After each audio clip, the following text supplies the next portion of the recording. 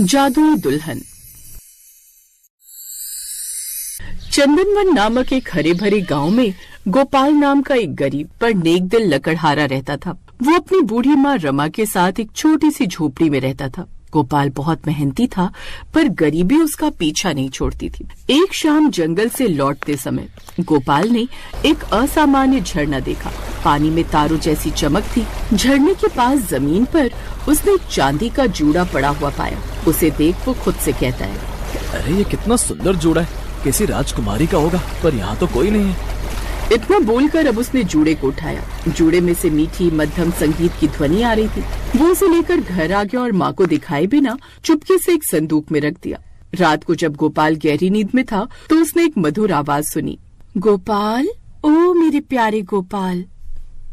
गोपाल हड़बड़ा कर उठ बैठा। उसने देखा कि संदूक में से एक रोशनी निकल रही है। अब जैसे ही उसने वो संदूक खोला तो उसमें से वही चांदी का जूड़ा बाहर निकलकर हवा में उड़ने लगा। वो जूड़ा चमक रहा था। ये कैसी अजीब लीला है, झरने के पास भी इस जूड़े में से मीठी मध्य संगीत की ध्वनि आ रही थी। आखिर ये है क्या? गोपाल खुद से ये सवाल कर ही रहा होता है कि इतने में उस जूड़े में से एक सुंदर अप्सरा बाहर आती है। अप्सरा ने दुल्हन का लिबास ओढ़ा था। उस सुंदर युवती को देख गोपाल की आंखें चमक उठी, पर वो घबरा रहा था। जिस पर वो युवती से सवाल करता है, तुम कौन हो और अचानक मेरे घर में ये कैसे संभव है? मैं माया हूँ गोपाल, और तुम्हें अपनी आंखों पर विश्वास करना होगा, क्योंकि सच यही है कि तुमने मुझे अपना लिया है। दरअसल मैं परीलोक की अप्सरा हूँ। किसी कारणवश मुझे श्राप मिला और मुझे परीलोक छोड़कर इस धरती लोक पर बसना पड़ा। अब मैं इस श्राप से तभी मुक्त हो सकूंगी जब मुझे मेरा सच्चा प्रेमी मिले, और तुम एक साफ नेक दिल इंसान हो। तुमने इस जूड़े को उठाकर मुझे अपने साथ बांध लिया है। अब से मैं तुम्हारी दुल्हन बनकर इस घर में रहूंगी। ये कैसे हो सकता है? देखो माया, मैं नहीं जानता कि तुम कहाँ से आई हो, पर मैं इतना जानता हूँ, अगर मेरी माँ तुम्हें देख लेगी तो घर में खामखा बवाल हो जाएगा। अगर तुम्हें मेरे साथ ही रहना है तो तुम कल मेरे साथ इस घर में पूरे गाँव वालों के सामने आना, ताकि मैं गाँव वालों के साथ साथ माँ को ये यकीन दिला सकूं कि तुम मेरी दुल्हन हो। गोपाल की बात सुनकर माया मुस्कुराई और वहाँ से एक पल में ही ओझल हो गई। ये देख गोपाल भी हैरान हो गया। उसे समझ नहीं आ रहा था कि उसकी दुल्हन कोई जादुई है या सच में एक परी। अब अगले दिन जब गोपाल वापस जंगल में लकड़ियां काटने जाता है, तभी वो अप्सरा यानी माया उसे मिलती है, और उसे देख गोपाल एक बार फिर घबरा जाता है। जिस पर माया गोपाल से कहती है, घबराओ नहीं गोपाल, मैंने तुम्हें कहा ना कि मुझसे डरने की जरूरत नहीं। दरअसल मैं यहाँ पर तुम्हारी सारी परेशानी को खत्म करने आई हूँ। यदि तुम मुझसे विवाह कर लेते हो तो तुम्हारी समस्याएं एक पल में खत्म हो जाएंगी और तुम्हारा ये कठिनाइयों से भरा जीवन काफी सरल हो जाएगा। वैसे तो गोपाल बहुत ही सीधा साधा लड़का था। वो कभी भी किसी भी स्त्री को देखता तक नहीं था, लेकिन माया इतनी खूबसूरत थी कि उसकी खूबसूरती और उसकी बातों ने गोपाल का मन मोह लिया था।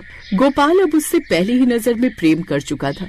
गोपाल अब अपनी दुल्हन को बस अपने घर ले जाना चाहता था। जिस पर गोपाल माया से सवाल करता है, लेकिन माया, तुम एक परी हो, यानी जादुई दुल्हन। भला एक जादुई दुल्हन मेरे जीवन में कैसे आ सकती है? प्रेम में तो सब मुमकिन है गोपाल। मैं तुम्हारी जिंदगी में आ सकती हूँ, मैं तुम्हारे सपनों को संवार सकती हूँ, और तो और मैं तुम्हें वो सब दे सकती हूँ जिसकी तुम्हें जरूरत है। परंतु एक शर्त है, तुम्हें मेरे जादुई होने का सत्य छुपा कर रखना है। यदि तुमने ये राज किसी के आगे खोल दिया तो मैं उसी क्षण तुम्हें छोड़कर चली जाऊंगी, फिर चाहे हमारा प्रेम कितना ही गहरा क्यों ना हो। क्योंकि गोपाल माया से प्यार करने लगा था, इसलिए वो उसकी सारी बातों को मान लेता है और अपनी जादुई दुल्हन से विवाह कर अपने घर आ जाता है, जहाँ अपनी बहू को देख रमा काफी खुश होती है और उसका बड़ी ही धूमधाम से स्वागत करती है। अब आने वाले कुछ ही समय में गोपाल एक मामूली लकड़हारे की जगह एक व्यापारी बन जाता है। ऐसे ही एक रात रमा जब अपनी बहू बेटों के कमरे के बाहर से गुजर रही थी तो वो खिड़की से अपनी बहू को हवा में उड़ते हुए देख लेती है, जिसे देख वो चौंक जाती है, पर वो उस समय कुछ नहीं कहती। अब अगली सुबह रमा गोपाल के पास जाती है और उससे कहती है, गोपाल, जब से बहू आई है तब से न सिर्फ हमारा रहन सहन बल्कि सब कुछ बदल चुका है, और सच कहूँ तो मैंने कल रात बहू को हवा में उड़ते हुए देखा था। तू मुझे सच सच बता कि बहू का राज क्या है। कुछ नहीं माँ, ये आपकी गलत फहमी है। आपने जो देखा वो एक मजाक था। वो तो कल कुर्सी पर खड़ी होकर मेरे साथ मस्ती कर रही थी। नहीं गोपाल, मैं जानती हूँ कि तू मुझसे कुछ छुपा रहा है। एक औरत को गलतफहमी हो सकती है, लेकिन एक माँ को कभी गलतफहमी नहीं हो सकती। मेरे बच्चे, बता बात क्या है। बेचारा गोपाल अपनी माँ के स्नेह और ममता देखकर भी, चाहकर भी कुछ नहीं बता सकता था, क्योंकि वो अपनी पत्नी माया को खुद से दूर नहीं जाने दे सकता था। इसलिए वो अपने दिल पर पत्थर रख अपनी माँ से झूठ बोल देता है। ऐसे ही समय गुजरता है और कुछ ही दिनों में अब उसकी ये झोपड़ी शानदार महल में तब्दील हो जाती है। ये देख सभी लोगों को काफी हैरानी होती है और ये बात पूरे गांव में आग की तरह फैल जाती है। पर जब इस बारे में गांव के साहूकार को पता चलता है तो उसे भी बड़ा अचंभा होता है और वो खुद से कहता है, ये कैसे संभव हो सकता है? सिर्फ कुछ ही दिनों में वो मामूली सा लकड़हारा एक व्यापारी कैसे बन सकता है? जब से उसकी बहू आई है तब से उसके तो जैसे भाग ही खुल गए हैं। समझ नहीं आ रहा कि उसकी पत्नी कोई जादूगरनी है या फिर कोई भूत प्रेत। जो भी है, मुझे सच्चाई का पता लगाना ही होगा। इतना बोलकर साहूकार अब अगले ही दिन गोपाल के घर जाता है और गोपाल के कंधों पर हाथ रख बड़े ही प्यार से उससे सवाल करता है। गोपाल, मानना पड़ेगा तेरी किस्मत को। समझ नहीं आ रहा कि इसे तेरी किस्मत कहूँ या तेरी पत्नी का कोई जादू। अरे मुझे तो समझ ही नहीं आ रहा कि आखिर तेरी पत्नी के पैर इतने शुभ हैं या उसने कोई टोना टोटका किया है। साहूकार की बात सुनकर गोपाल अब भी कोई जवाब नहीं देता, जिसे देख साहूकार एक बार फिर चिढ़ जाता है और गोपाल को वो खरी खोटी सुनाने लगता है, जिससे गोपाल को गुस्सा आए, क्योंकि वो चाहता था कि गोपाल गुस्से में आकर वो सब सच बताए जो वो सुनना चाहता था। वैसे गोपाल, सच बताना, तेरी बीवी जादूगरनी है ना? क्योंकि आज से पहले किसी ने भी तेरी बीवी की ना तो शक्ल देखी और ना ही उसके पैर, साथ ही जमीन पर उसकी परछाई भी नजर नहीं आती। कहीं तूने किसी भूत प्रेत या चुड़ैल से तो शादी नहीं कर ली? तभी तो एकदम से तेरी तरक्की भी हो गई और तू एक बड़ा व्यापारी भी बन गया। साहूकार की बात सुनकर अब गोपाल अपना आपा खो देता है। तेरी हिम्मत कैसे हुई मेरी पत्नी को चुड़ैल बोलने की या फिर उसके ऊपर लांछन लगाने की? अरे वो मेरी बीवी है, बीवी। और हाँ, वो कोई चुड़ैल नहीं बल्कि एक परी लोक से आई अप्सरा है। जैसे ही गोपाल ही बात बोलता है कि इतने में बादलों में अंधेरा छा जाता है, हवाएं तेज हो जाती है और अंदर से पैरों में पायल की झंकार लिए माया बाहर आती है। अब वो हवा में उड़ने लगती है, जिसे देखकर साहूकार के पैरों तले जमीन खिसक जाती है और वो डर कर नीचे गिर जाता है। तो वहीं माया की आंखों से आंसू थमने का नाम नहीं ले रहे थे और वो रोते हुए गोपाल से कहती है, गोपाल, तुमने अपना वादा तोड़ दिया। तुमने मेरा सच इस साहूकार को बता दिया। अब मैं यहाँ ज्यादा देर नहीं रुक सकती। शर्त के मुताबिक तुम्हें मेरा राज रखना था, परंतु आज तुमने मेरा राज खोल दिया और ना चाहकर भी खुद से अलग कर दिया। अब मुझे यहाँ से जाना होगा। नहीं माया, मुझे छोड़कर मत जाओ। अरे ये साहूकार तुम्हारे बारे में उल्टा सीधा बोल रहा था जो मुझसे बर्दाश्त नहीं हुआ। प्लीज मुझे छोड़कर मत जाओ माया, मत जाओ। मैं इस दुनिया में गरीबी में रह सकता हूँ, लेकिन मेरी पत्नी के बारे में कोई इस तरह की बातें करे ये मैं बर्दाश्त नहीं कर सकता। मैं इस दुनिया के ताने सुनकर रह सकता हूँ पर तुमसे अलग नहीं। मैं जानती हूँ गोपाल कि तुमने मेरे चरित्र की रक्षा की, लेकिन सच तो ये है कि चाहे मेरे बारे में कोई कितना भी कुछ क्यों न कहे, पर तुम्हें मेरा राज छुपा कर रखना था। लेकिन तुमने गुस्से में अपना आपा खो दिया और तुमने मेरा राज इसके आगे खोल दिया। इसलिए अब मुझे जाना होगा गोपाल। हाँ, मैं तुमसे अत्यधिक प्रेम करती हूँ और इस प्रेम की सीमा का कोई अंत नहीं। ये प्रेम अनंत है। मैं तुम्हारे पास रहूं या ना रहूं, पर ये प्यार हमेशा रहेगा।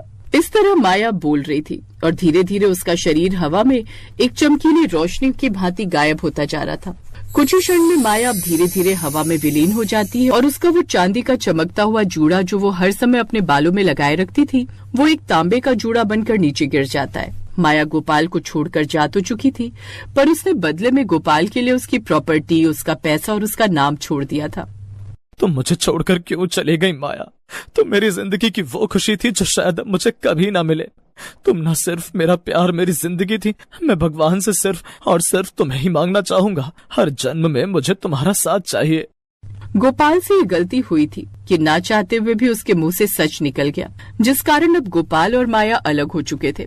ये देखकर साहूकार वहाँ से भाग जाता है। समय गुजरता है और गुजरते समय के साथ अब गोपाल अपनी आम जिंदगी जीने लगता है। वो हर शाम जंगल के उस झरने के पास जाता जहाँ माया का चमकता हुआ चांदी का जूड़ा उसे मिला था। गोपाल वहाँ सिर्फ इसी आस में जाता कि बस एक बार उसकी मुलाकात माया से हो जाए, पर ऐसा नहीं होता और इस तरह गोपाल माया की यादों के साथ अपने जीवन को गुजारता है।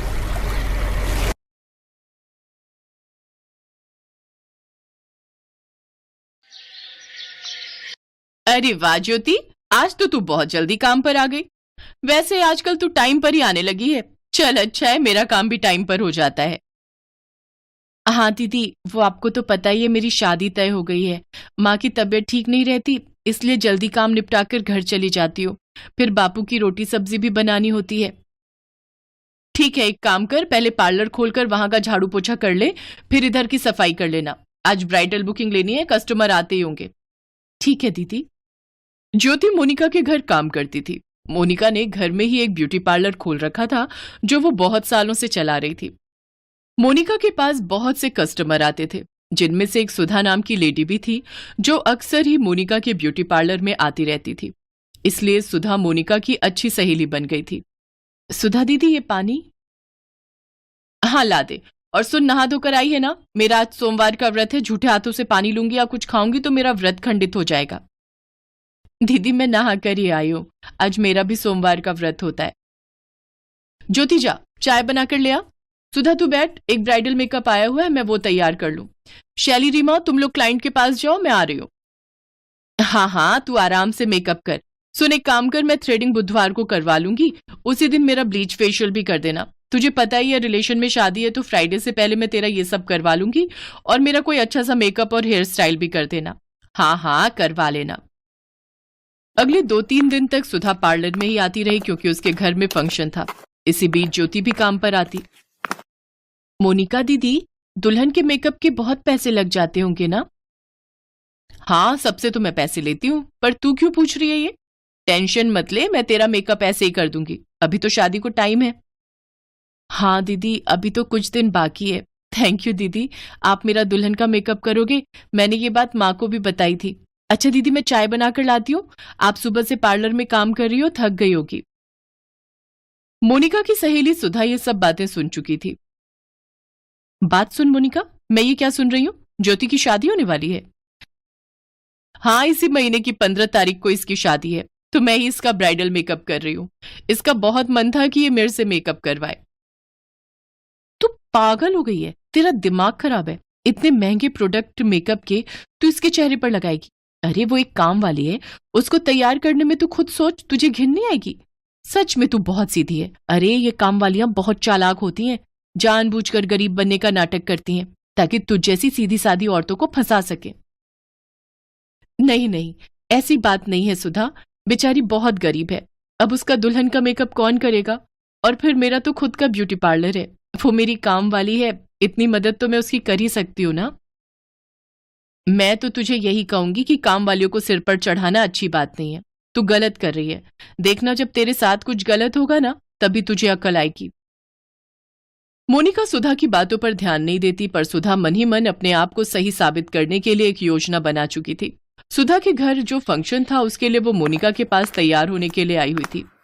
मेकअप किट यहीं तो रखा था, आज सुबह से ढूंढ रही हूँ, कहीं दिख नहीं रहा। सारे मेकअप के प्रोडक्ट्स तो उसी में ही है। क्या हुआ मोनिका, जल्दी कर, मेरा हेयर स्टाइल बना और मेकअप करके मुझे भेज। मेरे हस्बैंड वेट कर रहे हैं, हमें फंक्शन के लिए निकलना है। अगर मुझे पता होता कि तेरा मेकअप किट नहीं मिल रहा तो मैं आती ही नहीं। वैसे रखा कहाँ था? ऐसे तो तेरे पार्लर से कोई चीज नहीं खोती। पता नहीं कहाँ रखा था, हेल्पर से भी फोन पर पूछ लिया, दोनों को नहीं पता। कोई नहीं, बाद में ढूंढ लूंगी। मैं दूसरे मेकअप किट में सामान है, उससे तेरा मेकअप कर देती हूँ, उसमें भी अच्छे प्रोडक्ट हैं। मोनिका, कहीं ज्योति ने तो तेरा मेकअप किट नहीं चुरा लिया? उसकी शादी होने वाली है, हो सकता है अपने ससुराल ले जाने के लिए उसने सारा मेकअप का सामान चुरा लिया हो। नहीं नहीं नहीं, ज्योति ऐसी नहीं है, मुझे ज्योति पर पूरा विश्वास है, वो ऐसे मेकअप किट नहीं चुराएगी। चल, मैं तेरा मेकअप कर देती हूँ। मोनिका सुधा का मेकअप करने लगती है, तभी सुधा मोनिका से बोली, मोनिका मुझे वॉशरूम जाना है, तू मेरा हेयर स्टाइल बाद में बना देना, मैं वॉशरूम होकर आती हूँ। मेरा पर्स यहीं रखा है, कोई क्लाइंट आए तो ध्यान रखना, इसमें पैसे हैं। और सुन, मेरा मोबाइल फोन भी यहीं रखा है। हाँ हाँ, टेंशन मत ले, वैसे भी आज पार्लर में मैं अकेली हूँ, रीमा और शैली दोनों हेल्पर छुट्टी पर हैं। सुधा वॉशरूम चली जाती है, तभी सुधा का मोबाइल फोन बजता है। अरे, सुधा की मम्मी का कॉल आ रहा है, जरूर वो तैयार होने के बारे में पूछ रही होगी। एक काम करती हूँ, मैं उठा ही लेती हूँ। मोनिका अभी हेलो करने ही वाली थी कि तभी पीछे से उसकी मम्मी की आवाज आ जाती है। अरे सुधा, तूने मोनिका के पार्लर से आने में इतनी देर लगा दी। तू उसके पार्लर से जो मेकअप किट लेकर आई है, मैं उससे खुद ही मेकअप कर लूं? नमस्ते आंटी जी, मैं मोनिका बोल रही हूँ। सुधा वॉशरूम गई है। आप किस मेकअप किट की बात कर रही हैं? नमस्ते बेटा, वो सुधा बता रही थी कि तुमने उसे कोई मेकअप किट दिया है, उसमें काफी अच्छा सामान है। अब मैं पार्लर आई नहीं, सुधा को टाइम लग रहा है, फंक्शन में भी निकलना है, तो मैं वही पूछ रही थी कि मैं उसमें से सामान लेकर मेकअप खुद ही कर लूं। चलो तुम उसे बोल देना कि मुझे फोन कर लेगी और टाइम से आ जाए, हमें जाना है। ठीक है आंटी जी, मैं बोल दूंगी। मोनिका जब सुधा की सच्चाई जानती है तो वो गुस्से में आग बबूला हो जाती है। सुधा, उस दिन के पार्लर के काम के और आज के काम के मिलाकर तुम्हारे 6,000 रुपए का बिल बना है, तो तुम मुझे अभी दे जाना, मेरा हिसाब क्लियर हो जाएगा। पर मोनिका, मैं तो तुम्हारी सहेली हूं ना, तुम तो मेरे से बहुत कम पैसे लेती हो। मैं तुम्हारी सहेली नहीं हूं सुधा, तुमने एक गरीब पर चोरी का इल्जाम लगाया। तुम्हारी ज्योति से क्या दुश्मनी थी? इतनी नफरत एक गरीब के लिए? आज से मैं तुम्हारी दोस्त नहीं हूं। अपना हेयर स्टाइल कराओ और यहां से चलती बनो, और बिल अभी देकर जाना।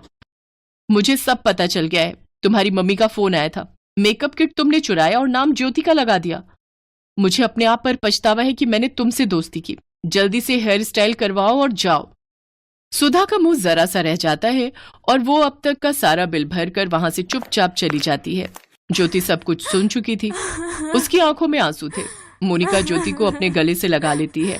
ज्योति, रो मत, ये अहंकारी लोग किसी गरीब के दर्द को नहीं जानते हैं, ये सिर्फ मजाक उड़ाना जानते हैं। अच्छा ये सब छोड़, मन मत खराब कर, कुछ दिन बाद तुम्हारी शादी है, इसलिए अपना प्यारा सा हंसता सा चेहरा रखो। देखना, मैं तुम्हारा इतना सुंदर ब्राइडल मेकअप करूंगी कि तुम्हारे ससुराल वाले देखते रह जाएंगे।